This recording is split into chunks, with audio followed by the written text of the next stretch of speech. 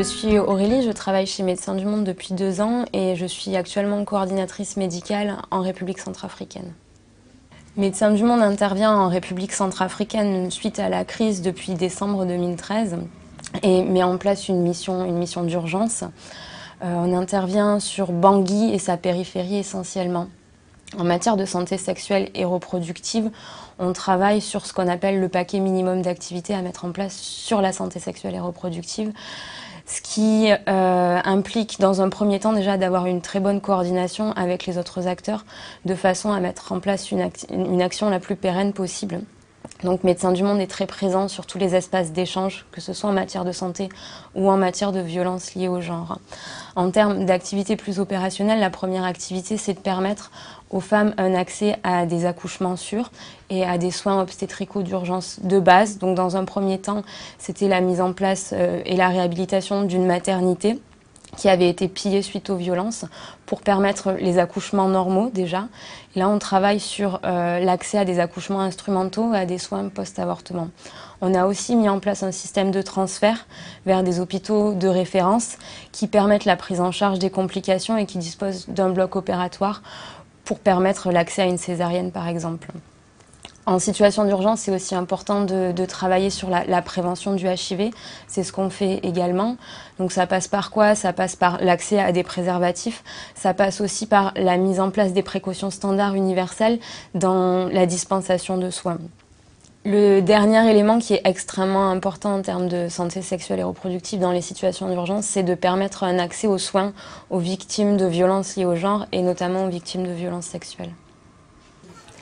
Dans les situations de crise, on sait que les violences liées au genre et notamment les violences sexuelles sont exacerbées. C'est ce qui se passe aujourd'hui à Bangui, c'est ce qui se passe depuis 2013. Pour se donner une idée, là sur le premier trimestre 2015, on a rapporté 250 cas de violences liées au genre uniquement à Bangui, donc 85 cas de viols. Ces données, elles sont collectées par certains acteurs qui font de la prise en charge. On sait qu'elles sont largement sous-évaluées puisque certains acteurs ne rapportent pas les données et puisque certaines victimes ne bénéficient pas de prise en charge. Donc on a juste une vague idée, on sait en tout cas que c'est plus que ça, plus que ce chiffre-là. Les violences, elles sont perpétrées par des groupes armés, mais pas que, elles sont aussi perpétrées par des civils dans une situation sécuritaire très très volatile et dans un contexte de criminalité très large. La première difficulté, c'est une difficulté d'accès. Physiquement, les victimes ont du mal à se rendre dans les lieux qui dispensent des soins. C'est aussi une difficulté de connaissance. La population n'est pas sensibilisée à l'importance d'une prise en charge, et notamment sur les violences sexuelles, l'importance d'une prise en charge dans les 72 heures ou l'importance d'une prise en charge de façon générale. En termes de violences sexuelles, c'est extrêmement important que la victime puisse avoir accès aux soins dans les 72 heures pour pouvoir prévenir la transmission du HIV, mettre en place un certain nombre de traitements qu'on peut faire que dans les 72 heures. Donc c'est extrêmement important, ce temps-là est extrêmement important. La deuxième difficulté, c'est qu'il y a des acteurs qui interviennent en termes de violences liées au genre et notamment de violences sexuelles à Bangui. Il y en a plusieurs. Il y en a qui interviennent dans le domaine de la santé, il y en a qui interviennent dans le domaine du support psychosocial, d'autres qui interviennent dans le domaine plus juridique. Ces acteurs, ils ne sont pas tous rassemblés. Donc quand on transfère une femme, c'est un petit peu le parcours du combattant. Elle va aller d'un acteur à l'autre, avec autant de risques de perte de vie au milieu de tout ça, autant de risques en matière de confidentialité. Donc ça, c'est un facteur extrêmement limitant. Médecins du Monde soutient à Bangui une maternité et est en train de supporter l'ouverture d'une seconde maternité. Donc ce qu'on est en train de faire là maintenant, c'est de mettre en place des services de prise en charge holistique sur ces 2 maternités.